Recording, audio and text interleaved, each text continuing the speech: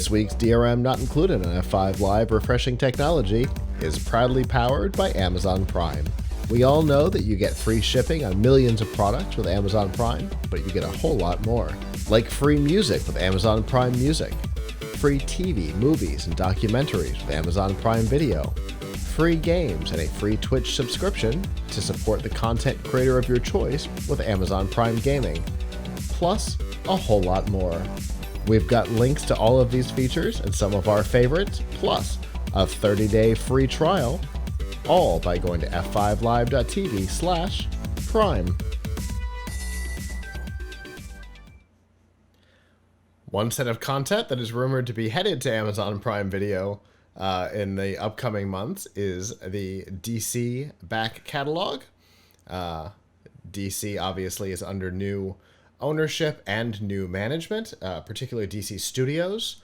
Has two new heads, including James Gunn, who has worked on both Marvel and DC projects. The Guardians of the Galaxy over on Marvel is him. The Suicide Squad over on DC is him. And he is kind of the Kevin Feige of DC now. The idea is to have somebody up top who understands what's going on and is intended to make the product better, more appealing, and more connected. So, what does that mean? It means that James Gunn is looking to switch some things up. Going forward, he wants to take inspiration not from his time at Marvel, but instead from another Disney property, Star Wars. Marvel has done a fantastic job of having a storyline and doing things in it, and a continuum. Phase 4 was, I read somebody compared it to an anime throwaway arc, just like a filler. But overall, mostly Marvel things connect. There's one universe in which things happen. But then Sony still has the rights to some of the Marvel properties. Paramount still has the rights to one of them, I think. So if we wanted to include those into the MCU, it requires Sony and or Paramount's permission. Obviously, we know that Sony gave permission for Spider-Man to participate in the DCU in this most recent incarnation, but that doesn't necessarily mean that it'll be that way for everything that they have the rights to. And Spider-Man can exist outside the MCU as well. We know there was the multiverse storyline, the animated film, and there's another one coming. So Spider-Man exists both in and out. As well as some of the official stuff kind of exists inside and out.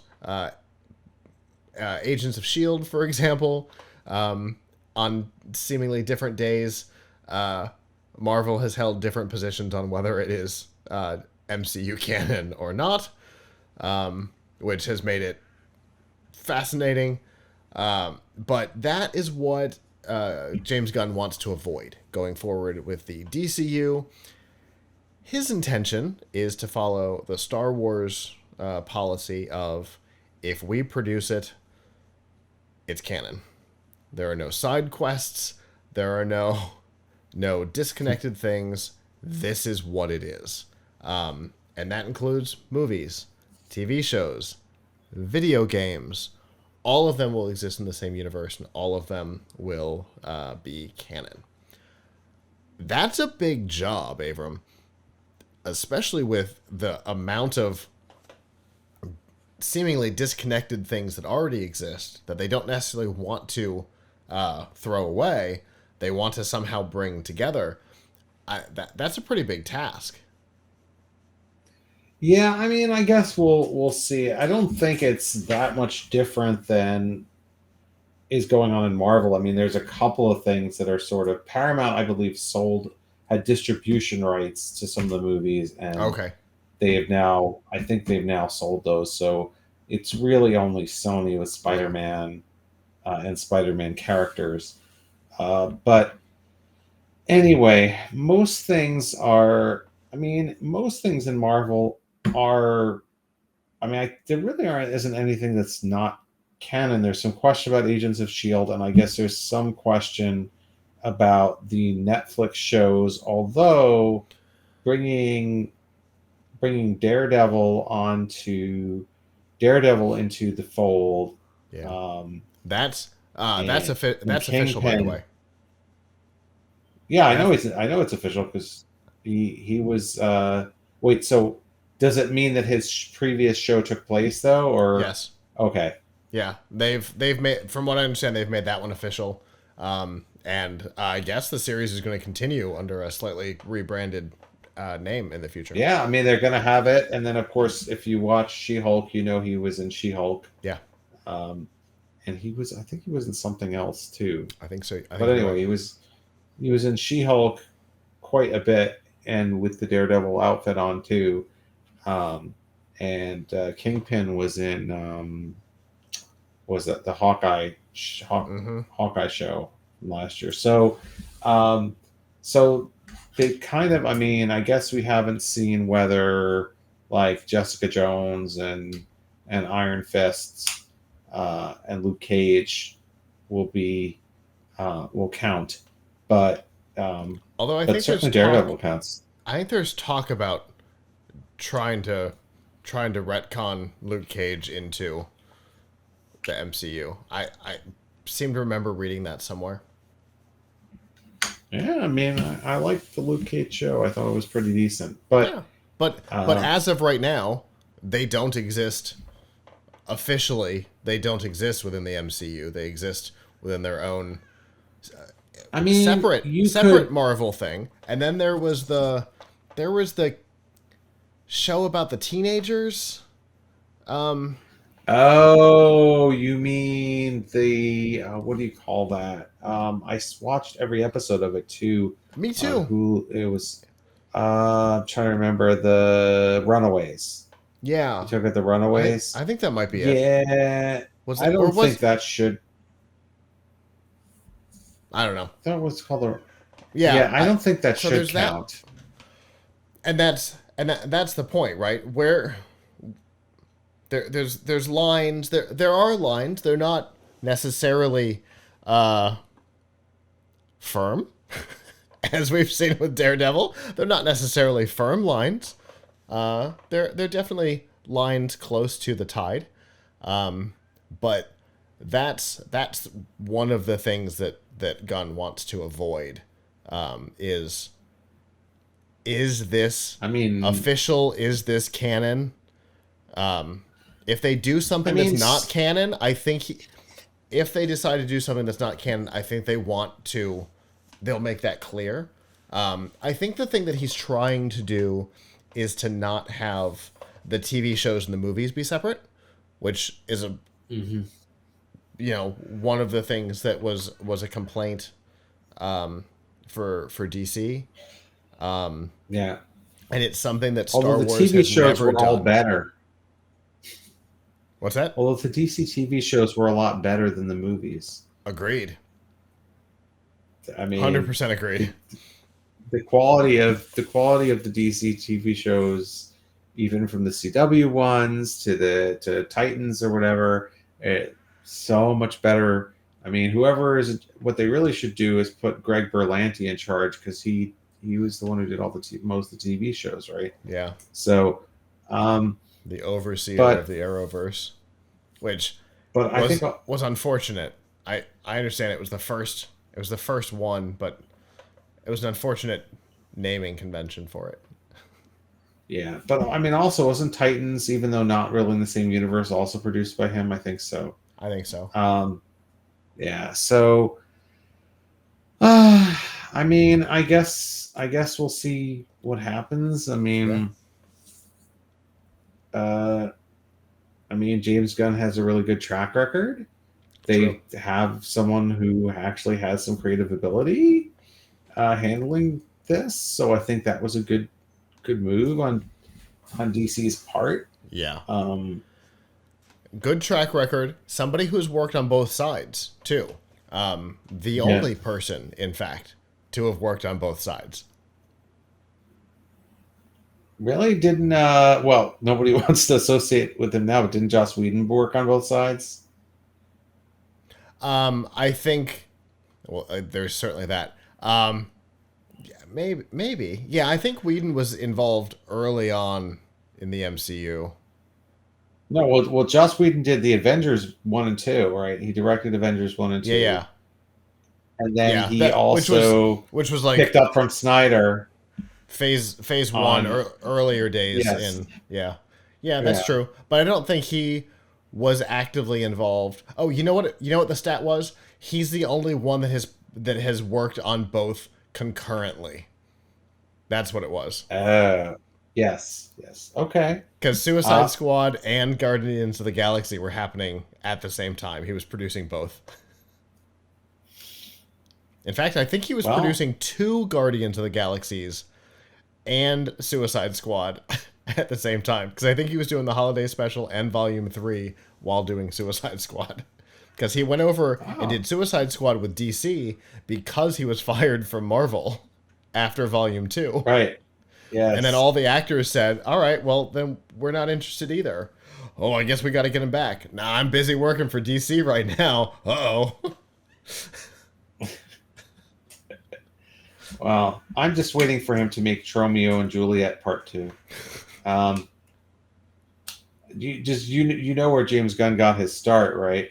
He was making trauma movies, including Tromeo and Juliet. Have you seen any of those? Nope. Oh man, I used to love their movies. So like their trauma, I don't know if they still exist with like the B movie studio. And that's where James Gunn actually got his start was doing was doing trauma movies, including Romeo and Juliet, which is like a really off the wall crazy violent comedy. Like but anyway, yeah, so every time I see him see his name pop up, I'm like, oh, that's the guy from Romeo and Juliet. He really made good, you know, for making really low budget schlock, which schlock I quite enjoyed too. So no no judgment, but yeah. It's the Quite, same. I don't understand. quite an upgrade, is what you're saying. Well, and it's probably what he's getting paid at least. Certainly. Um, it's sort of like Peter Jackson, right? Like, I was really shocked when Peter Jackson got to direct all these Lord of the Ring movies because they're like, wait, that's the guy who made Dead Alive, right?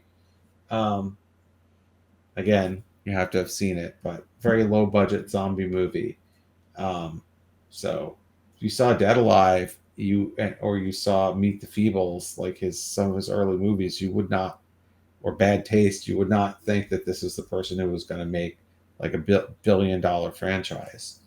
But goes to show you, if you cut your teeth doing, the low budget movies, that's where that's where the talent comes from. James Cameron worked for Roger Corman, so This yeah. list, just as a note, for Trauma, this list of people: Carmen Electra, Billy Bob Thornton, Vanna White, Kevin Costner, J.J. Abrams, Samuel L. Jackson, Marissa Tomei. I mean, some of them didn't get their start there. They were just kind of, I don't know, slumming it or whatever. But This list specifically says rising talents before they were known. oh, okay, okay. But Trey I used Parker to and Matt absolutely. Stone.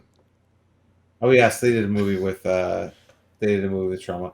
I mean, Cannibal, the Trauma. musical, with an I don't know. I don't exclamation know if they're point. still around, but I was a big fan. I watched so many of their movies. They had so many movies back when I was growing up. All the Toxic Avenger movies, if anyone's heard of that, Mhm. Trauma. In Um, 2012, the company officially released many of its films on YouTube. Dun dun dun. Now I have to wait for my son to be old enough to watch them because there's still some rather adult stuff in their movies that Sure, I can't get sure. away with. I can't get away with showing him. yet. I have to have some talks with him about things. But the Yeah, but the very description on Wikipedia was very clear about the intense sexual nature of some of the stories. yes, yes. I don't think I could could show that to him. I mean, never. Reasonable. Slowly we're working him up to, I showed him UHF today. Have you seen that? Many times. Yeah, I mean, I love that movie, but not a lot of people have never seen it, so I saw it when it was new. So Yeah, I've seen it many times. I am a big fan, both of the movie and of yeah, Weird Al in general. yes. Note to the audience: you should absolutely see the Roku channel Weird Al movie. Uh, Scott, I assume you've seen it already. Yep. That was really good. One could have a good debate about whether it or UHF is funnier. Um, Yeah. kind of Yeah. different, but um, Yeah. It's but still very good. but nevertheless, like definitely UHF is more kid friendly, Sure. whereas Sure. some of the things that Daniel Radcliffe does in the Weird Al movie are a Fun. little adult. Fun piece of information. Weird Al was allowed to take one. Well, wasn't necessarily allowed. What he said was, "I own one prop from the movie." And it's his tombstone. And he put it in his backyard and did not say anything to his wife. And apparently it took her 3.5 weeks to find it. Oh no, he must have a big backyard. Um, that's all I can say about that. I He saw must him have a post big- on Facebook the other day about it. It could have been 2 or 3 Oh. weeks ago at this point. I don't know. But That's hilarious. he posted, he took a picture. He's like, "This is my backyard. And this is the only prop that I have from the movie. And my wife took 3.5 weeks to find it." Anyway, yeah, I mean, I wish them luck. I mean, I just hope this doesn't mean canceling more Michael Keaton Batman appearances. It seems to be happening because I heard he was also canceled from Aquaman 2. Like he was supposed to show up in Aquaman. I heard he was supposed to show up in Aquaman 2, and then they got Ben Affleck instead, the Ben Affleck Batman instead, because of course what people really want is more Ben Affleck Batman and less Michael Keaton Batman. Yes, we're all craving Batfleck. Yes, that's what I mean. I don't know. I know some people don't like it, but I still think like the first Batman, Tim Burton Batman movie was really good. I just showed it to my son the other day. He liked it. I was just like, it was better than I remembered. Mm-hmm. I remembered liking it, but then I was like, wow, this movie's actually like Jack Nicholson is a genius. This is a great movie. Yes. Like It holds up. yeah. Yeah. And not everything holds up, and that one definitely does. No, definitely not. Definitely not. Like any of the movies we just talked about. Yeah. James Gunn's associate directorial debut. I don't know. Romeo and Juliet might still hold up. I'd have to watch Yeah. it sometime when my kids aren't around. Well, I'm gonna find it on YouTube for sure. I'm gonna go down a rabbit hole because of If you. you're gonna watch one Troma movie, that's the one to watch. Okay. Is Romeo and Juliet or Okay. Toxic Start with- Avenger? But I think overall, Start as with a movie, James Gunn and Romeo work out. Juliet. Yeah, I think Romeo and Juliet, Romeo and Juliet, Toxic Avenger, very well known, still pretty good. Mm-hmm. So yeah, I mean, a lot of people will like Surf Nazis Must Die, but I don't know about that one. There's anyway, watch Romeo and Juliet. I'm in already for sure. We're good.